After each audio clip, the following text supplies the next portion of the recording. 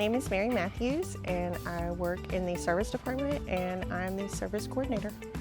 That means when people call me, when they're having issues, I get on the phone and I find out what their issues are, and we determine whether or not we can help them over the phone or we get someone in plant.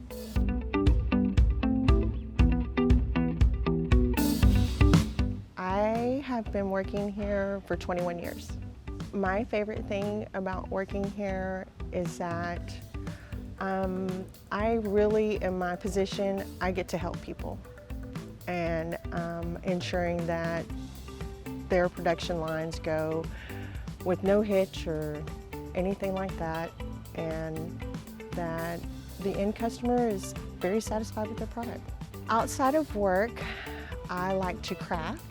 I also like to do some UTV trail riding and anything that involves racing cars. My customers, to me, are very genuine, and probably my biggest fear is not being able to get a phone call or to get an email back quick enough.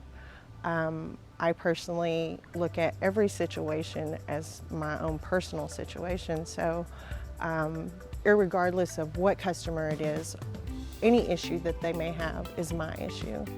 And I'd like to say that it is until it's resolved. So my biggest goal is to resolve each and every issue that my customer calls me with.